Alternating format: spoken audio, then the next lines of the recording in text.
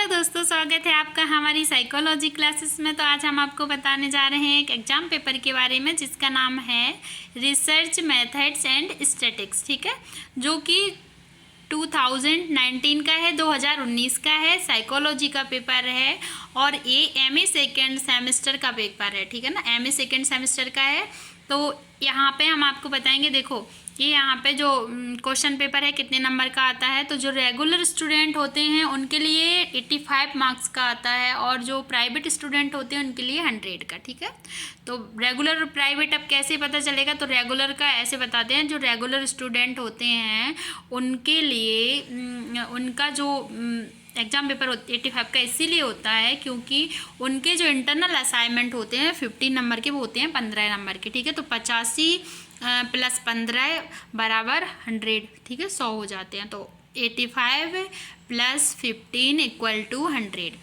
और जो private student होते हैं उनका 100 नंबर का इसलिए होता है एग्जाम पेपर क्योंकि उनके जो इंटरनल असाइनमेंट होते हैं जिन्हें सीसीए बोलते हैं वो उनके नहीं कराए जाते हैं, इसलिए उनका जो पेपर है वो 100 नंबर का रहता है। ठीक है, तो यहाँ पे क्या है कि जो शॉर्ट आप देखो एमए का जो सिलेबस है उसमें 5 यूनिट है। ठीक है ना, हर एक सब्जेक्ट की तो 5 यूनिट है साइकोलॉजी के सब्जेक्ट में। तो 5 यूनिट जैसे रिसर्च मेथड स्टैटिस्टिक्स है तो इसकी भी 5 यूनिट है। ठीक है, तो 5 यूनिट में से आपको हर एक यूनिट में से एक तो लघु उत्तरीय प्रश्न मिलेगा जिसको बोलते हैं शॉर्ट आंसर टाइप क्वेश्चन, और एक तो आपको दीर्घ उत्तरीय प्रश्न मिलेगा हर एक यूनिट से जिसको बोलते हैं लॉन्ग आंसर टाइप क्वेश्चन। ठीक है, तो यहाँ पे क्या है कि यहाँ पे मैंने बता दिया है। तो यहाँ पे क्या है कि जैसे इन्होंने NE5 लिखा है तो NE5 ये है, वर्ड लिमिट 50 वर्ड की है। ठीक है, 50 शब्द सीमा 50 है, और ये जो शॉर्ट आंसर टाइप क्वेश्चन है उनकी है शब्द सीमा 50। दीर्घ उत्तरीय प्रश्न की शब्द सीमा नहीं है 50, गलत मत समझ लेना। ठीक है, तो इस चीज़ को ध्यान में रखना है। तो यहाँ पे क्या है, प्रायोगिक अभिकल्प को परिभाषित कीजिए। ठीक है, तो यहाँ पे सिर्फ शॉर्ट आंसर टाइप क्वेश्चन की है। तो ये जो मैंने ओल्ड और भी पेपर बताए हैं उनमें इस चीज़ का ध्यान रखना कि जो वर्ड लिमिट 50 बताई है वो सिर्फ जो लघु उत्तरीय प्रश्न है, शॉर्ट आंसर टाइप क्वेश्चन है, सिर्फ उनके लिए बताई है। ठीक है, मैंने जो दीर्घ उत्तरीय प्रश्न है उनके लिए कोई शब्द सीमा नहीं बताई है। ठीक है, तो एग्जाम पेपर में भी लिख के नहीं आती है इसलिए। ठीक है, तो ध्यान रखना, लिख के आती होगी तो शायद ध्यान नहीं दिया हो मैंने, तो आप ध्यान देना कि ऐसा मत करना कि 50 वर्ड जो है 12 नंबर के क्वेश्चन की या 14 16 का भी समझ लो। ठीक है, तो इस चीज़ में ध्यान रखना कि ये सिर्फ शॉर्ट आंसर टाइप के लिए वर्ड लिमिट है 50 वर्ड की। तो यहाँ पे आप देख सकते हैं कि जो 3 × 5 लिखा है, तो जी यहाँ पे इन्होंने क्या किया है कि 3 नंबर का एक क्वेश्चन दिया है, वैसे ये 5 नंबर का भी दे देते हैं कभी कभी। तो क्या है कि यूनिवर्सिटी कॉलेज पर डिपेंड करता है कि वो एग्जाम पेपर किस तरह का बनाते हैं और किस तरह के नंबर से देते हैं। तो मैंने कुछ एग्जाम पेपर बताए हैं जिनमें उन्होंने जो शॉर्ट आंसर टाइप क्वेश्चन है वो 5 नंबर का एक था। यहाँ पे देखो रेगुलर स्टूडेंट के लिए 3 नंबर का एक है। ठीक है ना, और वहाँ पर रेगुलर स्टूडेंट के लिए 5 नंबर का एक था।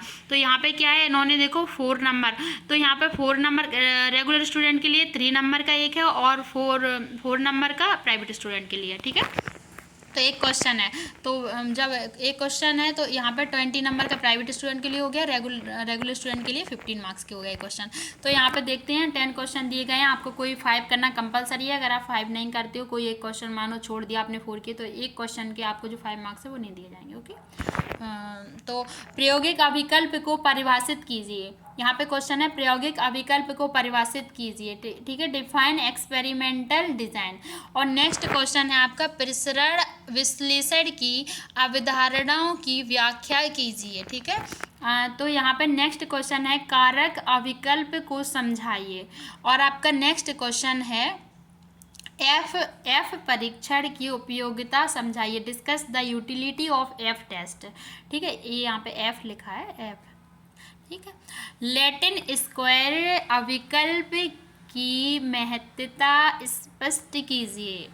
ठीक है ना, तो यहाँ पे explain the importance of Latin square design. समूहों अंतर्गत अभिकल्प की प्रकृति को समझाइए। ठीक है, तो discuss the nature of within group design.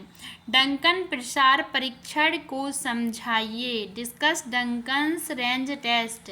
Next है चिन्ह परीक्षण की विशेषताएं समझाइए। ठीक है, अब इसका जो नेक्स्ट है देखते हैं, नेक्स्ट क्वेश्चन ये है, मनोवैज्ञानिक अनुसंधान में कंप्यूटर के अनुप्रयोगों की व्याख्या कीजिए।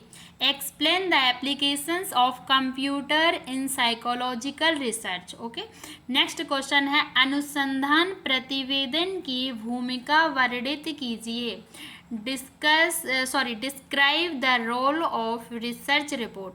Describe the role of research report. Okay, next है इकाई फर्स्ट का। तो यहाँ पे जो लॉन्ग आंसर टाइप क्वेश्चन है वो दिया गया है, यहाँ पे लॉन्ग आंसर टाइप क्वेश्चन आ गए हैं।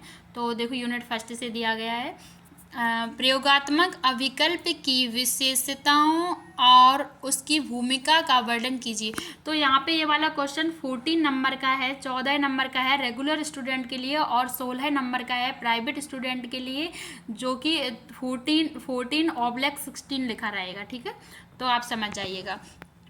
तो यहाँ पे अब ये वाला क्वेश्चन मैंने रीड करके बता दिया है। अब नेक्स्ट अथवा वाला बताते हैं। इसमें अथवा में क्या है, निम्नलिखित को समझाइए। समूहांतर अविकल्प आकर के दिया गया है, बा करके यादृच्छिक अविकल्प। ठीक है, यहाँ पे देखो इंग्लिश मीडियम के लिए दिया गया है, आप लोग स्क्रीनशॉट ले सकते हैं, क्योंकि अगर हर क्वेश्चन को रीड करेंगे इंग्लिश में भी तो बहुत बड़ा वीडियो हो जाएगा, इसलिए आप देख सकते हैं। अब नेक्स्ट जो है, वीडियो को रोक के भी देख सकते हैं, लिख सकते हैं। अब नेक्स्ट जो क्वेश्चन है वो ये है, कारक अविकल्प के गुण दोषों की विवेचना कीजिए। देखो मैंने लिखा है ऑब्लिक, देखो 14/16 यहाँ पे लिखा है, तो ऐसे। अब explain merit and demerits of factorial design. अथवा करके देखो यहाँ पे एक न्यूमेरिकल दिया गया है, अथवा करके निम्नलिखित प्रदत्तों में से एक अनुपात की गणना कीजिए। तो यहाँ पे देखो, यहाँ पे दिया गया है calculate F ratio from the following data. तो आ मतलब ए, बा मतलब बी और सा मीन्स सी और दा मतलब डी। तो इनके मीन्स इंग्लिश मीडियम के लिए ABCD और हिंदी मीडियम के लिए आवा सा दा। ठीक है, तो ये जो नंबर दिए गए हैं आप देख सकते हो। देखो मैं थोड़ा जूम कर देती हूँ, रीड करके बता देती हूँ। देखो 45102 ए नंबर के थे, ए नंबर का है 45102। ठीक है, बी नंबर का है 910966, सी नंबर का है 26652, डी नंबर का है 77427। ठीक है, अब तो आ गया होगा अच्छे समझ में, लिख सकते हो, स्क्रीनशॉट ले सकते हो। ठीक है, वीडियो जो है वो रोक के लिख सकते हो। देखो अब यहाँ पे देखो यूनिट 3 का क्वेश्चन है नेक्स्ट जो है। ठीक है, टाइम सीरीज अविकल्प की प्रकृति एवं गुण दोषों का वर्णन कीजिए। ठीक है, अब यहाँ पे नेक्स्ट क्वेश्चन इसी का जो अथवा है, अथवा क्वेश्चन है वो है समूह अंतर्गत अविकल्प के दो कारक अविकल्प के गुण दोषों की विवेचना कीजिए। अथवा, अब अथवा का मतलब ये होता है, अथवा और यहाँ पे लिखा रहता है OR, वो इंग्लिश मीडियम वालों के लिए रहता है। इसका मतलब ये है कि आपको इन दोनों में से कोई एक क्वेश्चन करना है। ठीक है, कंपलसरी है। अगर आप नहीं करोगे, अगर आपको दोनों आ रहे हैं तो दोनों नहीं करना है, फिर भी एक ही करना है, जो आपको बेहतर आ रहा हो, जो आप अच्छे से लिख सकते हो वो करना है। ओके, तो कोई एक करना है, कंपलसरी है। अगर आप नहीं करोगे तो आपको इस क्वेश्चन के नंबर नहीं दिए जाएंगे। ठीक है, अब आप नेक्स्ट देखिए, यूनिट 4 से आया है क्वेश्चन। यूनिट 4 से जो क्वेश्चन है वो है बहु समूह अविकल्प पर एक लेख लिखिए। ठीक है ना, तो राइट एन ऐसे on multi group design. Okay, इसके अथवा में देखो फिर से एक न्यूमेरिकल है, अथवा में है निम्नलिखित प्रदत्तों से चिन्ह परीक्षण की गणना कीजिए। Calculate sign test from the data given below. ठीक है, अब यहाँ पे देखो, यहाँ पे ये जो है आ और बा करके हिंदी मीडियम वालों के लिए, ए और बी करके इंग्लिश मीडियम वालों के लिए। तो यहाँ पे आप देख सकते हैं, देखो ए वाली लाइन, देखो यहाँ पे देखो, स्क्रीनशॉट ले सकते हो, वीडियो रोक के लिख सकते हो। ठीक है, तो यहाँ पे 30 और 33 तक था।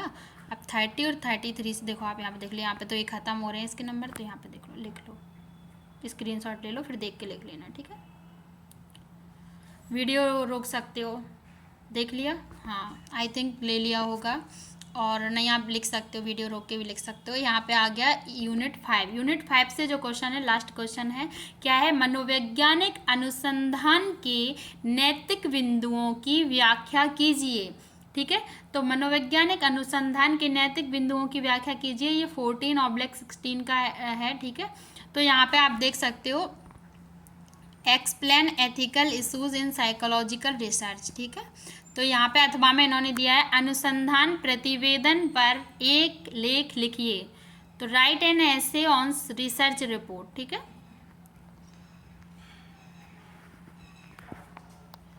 यहाँ पे ये वाला जो एग्ज़ाम पेपर है यहाँ पे ख़त्म होता है, ये लास्ट है, ठीक है। आई थिंक आप सभी को समझ में आ गया होगा।